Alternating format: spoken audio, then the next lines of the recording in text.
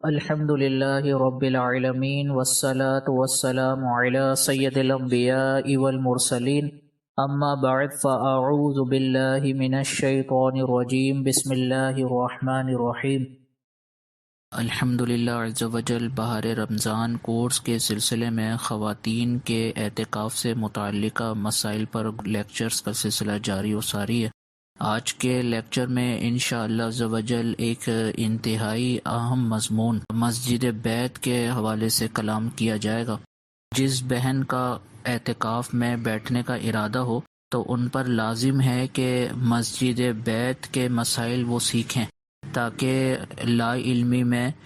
مسجد بیت سے باہر نکل جانے کی صورت میں ان کا اعتکاف فاسد نہ ہو۔ یہ اس لیے ایک ضروری ٹاپک ہے کہ بعض اوقات ایسا ہوتا ہے کہ بہنوں کو مسجد بیت کے حوالے سے علم نہیں ہوتا اور اس وجہ سے وہ کچھ ایسے کام، کچھ ایسے امور سر انجام دے دیتی ہیں جس کی وجہ سے شرعی اعتبار سے ان کا اعتکاف فاسد ہو چکا ہوتا ہے، ٹوٹ چکا ہوتا ہے، لیکن وہ اپنے گمان میں اس اعتکاف کو صحیح سمجھ کر جاری رکھے ہوئے ہوتی ہیں۔ لہٰذا ضروری ہے کہ وہ بہنیں جو اعتکاف کرنے کا ارادہ رکھتی ہوں وہ اچھے طریقے سے مسجد بیت کی تعریف اور مسجد بیت سے متعلقہ مسائل کو اپنے ذہن میں رکھیں۔ سب سے پہلے مسجد بیت کی تعریف ملاحظہ فرما لیں۔ مسجد سجدہ کرنے کی جگہ کو کہتے ہیں اور بیت عربک میں گھر کو کہتے ہیں۔ تو گویا کہ مسجد بیت کا جو لغوی معنی ہے ڈکشنری میں جو اس کی میننگ ہے وہ یہ ہوگی کہ گھر کی مسجد، اور شرعی اعتبار سے مسجد بیت کی تعریف یہ ہے کہ گھر کا وہ حصہ جو کسی عورت نے اپنی نماز اور عبادت کے لیے مخصوص کیا ہوا ہو وہ مسجد بیت کہلاتی ہے۔ تو اعتکاف کی دیگر شرائط کے ساتھ ساتھ عورت کے لیے یہ لازم ہے کہ وہ اگر اعتکاف کرنے کا ارادہ رکھتی ہے تو وہ اپنے لیے گھر میں کوئی حصہ مخصوص کرے۔ اگر اس نے کوئی حصہ اپنے گھر میں مخصوص نہیں کیا ہوا عبادت کے لیے، یعنی ایسا ہوتا ہے کہ گھر میں کبھی کسی جگہ پہ نماز ادا کر لی، کبھی کسی جگہ پہ نماز ادا کر لی، تو اس کا مطلب یہ ہوگا کہ اس نے اپنے لیے کوئی جگہ مخصوص نہیں کی ہوئی۔ تو اگر ایسی کوئی صورتحال ہے اور وہ اعتکاف کرنے کا ارادہ رکھتی ہے تو یاد رکھیں کہ چونکہ مسجد بیت کی تعریف نہیں پائی جا رہی لہٰذا ایسی عورت اعتکاف نہیں کر سکتی۔ اب اس کا حل کیا ہے کہ اگر کوئی عورت اعتکاف کرنا چاہ رہی ہو اور اس نے جگہ بھی اپنے گھر کے اندر کوئی مخصوص نہیں کی ہوئی تو پھر وہ کیا کرے؟ اس کا آسان سا حل یہ ہے کہ اعتکاف کرنے کا جب ارادہ ہو تو گھر کے اندر کوئی ایسی جگہ جو واقعی عبادت کے سلسلے میں اور خشوع و خضوع کے سلسلے میں بہت فائدہ مند ہو، اس جگہ کا انتخاب کر کے عورت اپنے دل میں یہ نیت کر لے کہ میں اس جگہ کو اعتکاف کے سلسلے میں مسجد بیت بنانے کا ارادہ رکھتی ہوں۔ تو جیسے ہی وہ کسی خاص جگہ کے لیے یہ نیت کر لے گی کہ میں اس جگہ کو مسجد بیت بنانے کی نیت کرتی ہوں تو اس کی نیت کرتے ہی وہ جگہ مسجد بیت کی حیثیت اختیار کر لے گی، اور مسجد بیت کی نیت کر لینے کے بعد اب اس جگہ پر اعتکاف کرنا اس عورت کے لیے جائز ہو جائے گا۔ تو خلاصہ کلام یہ ہے کہ اگر عورت نے اپنے گھر کے اندر کوئی جگہ مخصوص نہیں کی ہوئی، کبھی کسی جگہ پہ پڑھتی ہے، کبھی کسی جگہ پہ نماز ادا کرتی ہے، تو اس کے لیے ضروری ہے کہ اگر وہ اعتکاف کرنے کا ارادہ رکھتی ہو تو پھر وہ اعتکاف سے پہلے کوئی جگہ خاص کرے تاکہ اس کے لیے اس مقام پر اعتکاف کرنا جائز ہو جائے۔ یہ تو تھی مسجد بیت کی بنیادی تعریف اور اس کی وضاحت۔ اب انشاءاللہ عز و جل مسجد بیت سے تعلق رکھنے والے کچھ اور ضروری مسائل بیان کیے جائیں گے۔ مسجد بیت کے لیے عورت اس چیز کو بھی ملحوظ رکھے کہ گھر میں بہت ساری جگہ ہوتی ہیں جن کو مسجد بیت بنایا جا سکتا ہے، تو پھر ان میں سے کون سی جگہ کا انتخاب کیا جائے کہ جو واقعی شرعی اعتبار سے وہ جگہ اس کے لیے اعتکاف کے سلسلے میں خشوع و خضوع کا سبب بن سکے۔ تو اس میں چند باتوں کو اگر وہ ملحوظ رکھے گی تو انشاءاللہ اس چیز کا فیصلہ کرنے میں اس کو آسانی ہوگی۔ سب سے پہلی بات یہ ہے کہ جس جگہ کو مسجد بیت بنانے کا ارادہ ہو تو عورت کو چاہیے کہ وہ جگہ ایسی ہو کہ جہاں پر لوگوں کا آنا جانا انتہائی کم ہو، کیونکہ جہاں پر بہت زیادہ گزرنا ہوگا تو اس سے اعتکاف کرنے کے دوران بار بار توجہ بٹے گی اور یہ اعتکاف کے خشوع و خضوع کے بالکل منافی ہوگا، اس کے خلاف ہوگا۔ تو عورت کو چاہیے کہ اس جگہ کا انتخاب وہ مسجد بیت کے لیے نہ کرے۔ دوسرا یاد رکھیں کہ مسجد بیت چونکہ اس لیے مخصوص کی جاتی ہے کہ وہاں پر عورت عبادت کر سکے اعتکاف کے دوران، تو عبادت ایسی جگہ پر کرنی چاہیے کہ جہاں پر انسان کو خشوع و خضوع محسوس ہو، اور خشوع و خضوع محسوس اسی وقت ہوگا کہ جب وہ عبادت کی جگہ صاف ہوگی، بالکل پاک ہوگی، اور وہاں پر کسی قسم کی کوئی گندگی وغیرہ نہیں ہوگی۔ تو لہٰذا عورت کسی ایسی جگہ کا انتخاب کرے کہ جہاں پر کوئی اسمیل وغیرہ نہ ہو اور صفائی ستھرائی کا بہت زیادہ اچھے طریقے سے انتظام ہو، تو یہ وہ چیزیں یقیناً اعتکاف کے دوران عورت کے لیے عبادت میں خشوع و خضوع کا سبب بنے گی۔ اور بہت بہتر ہوگا کہ جس جگہ کو اس نے مسجد بیت کے لیے مخصوص کیا ہے وہاں پر وہ خوشبو وغیرہ کا اہتمام رکھے اور اس کو ہر وقت معطر رکھے کہ خوشبو کے سبب بھی عبادت میں رغبت حاصل ہوتی ہے۔ پھر دوسرا یہ بھی یاد رکھا جائے کہ مسجد بیت کے لیے کسی ایسی جگہ کا انتخاب نہ کیا جائے کہ جو کھڑکی کے قریب ہو یا کسی اوپن ایریا کے قریب ہو، کیونکہ بعض اوقات ایسا ہوتا ہے کہ گھر رش والی جگہ پر ہوتا ہے،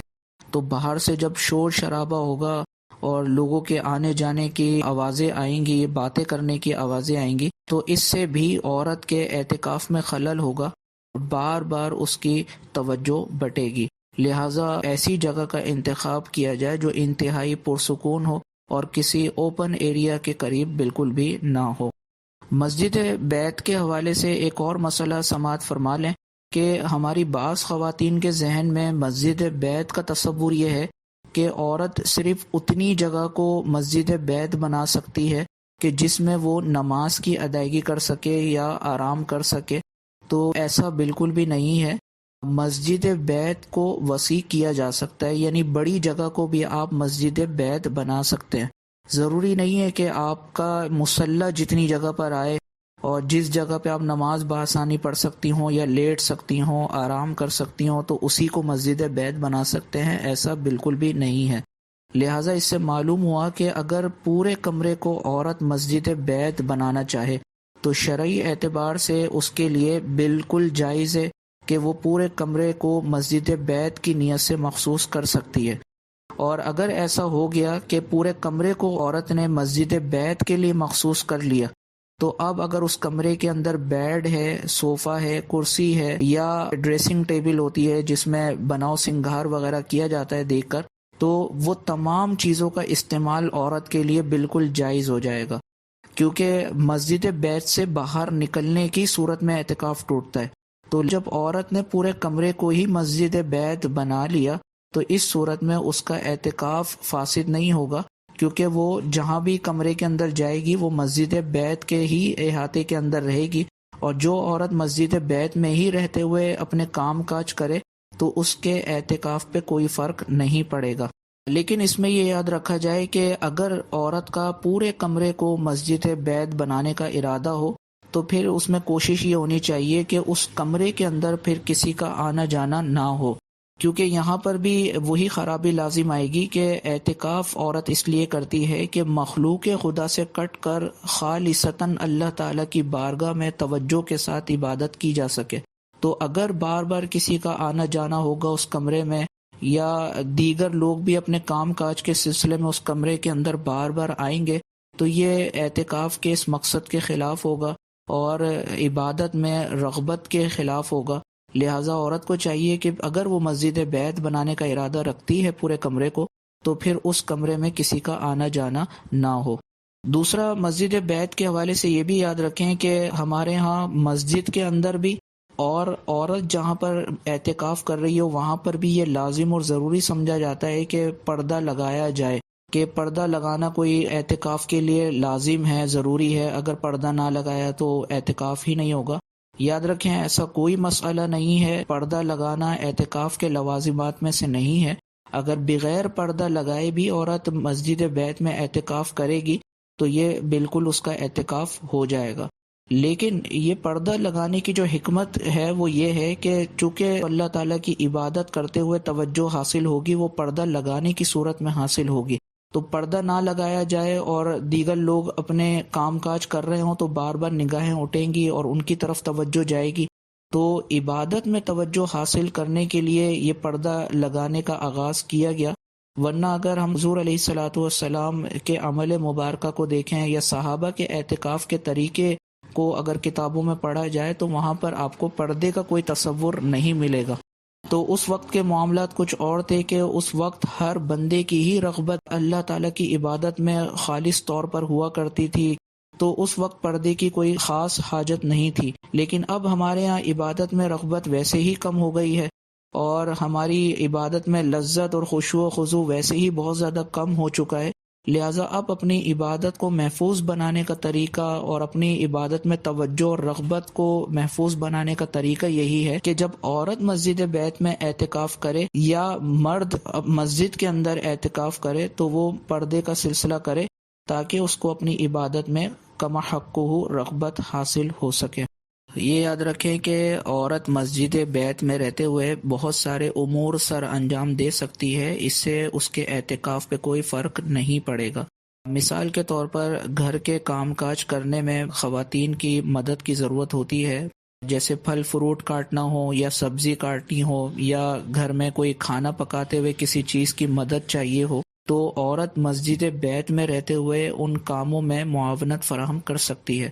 لہٰذا اگر مسجد بیت میں ہی رہتے ہوئے عورت سبزی وغیرہ کاٹتی ہے یا پھل فروٹ کاٹ کے دے دیتی ہے تو اس سے اس کے اعتکاف پہ کوئی فرق نہیں پڑے گا. لیکن ایسا کرنا مناسب نہیں ہے، اور مناسب نہ ہونے کی وجہ یہ ہے کہ اعتکاف کا اس میں مقصد فوت ہو رہا ہے. اعتکاف کا مقصد یہ ہے کہ عورت خالصتاً توجہ اللہ تعالیٰ کی بارگاہ میں حاضر رکھے اور اسی کی خوشنودی اور رضا حاصل کرنے والے کام کرے. تو وہ اگر دنیاوی کاموں میں مشغول رہے گی اور وہ کام جو اعتکاف کے علاوہ کیے جاتے ہیں وہ کام اپنے اعتکاف کے دوران بھی جاری رکھے گی تو اس سے اعتکاف کا مقصد حاصل نہیں ہوگا. تو مناسب یہی ہے کہ اعتکاف کے دوران ان کاموں کو کرنے سے بچا جائے. بہرحال اس کا حکم شرعی میں نے عرض کر دیا ہے کہ اگر وہ کر بھی لیتی ہے مسجد بیت میں رہتے ہوئے یہ کام تو اس سے اس کے اعتکاف پہ کوئی فرق نہیں پڑے گا. تو یہ مسجد بیت سے تعلق رکھنے والے چند ضروری مسائل تھے. امید ہے کہ آپ کو اچھے طریقے سے سمجھ میں آ گئے ہوں گے. تو اللہ عز و جل کی بارگاہ میں دعا ہے کہ جو آج مسائل ہم نے مسجد بیت سے متعلق پڑھے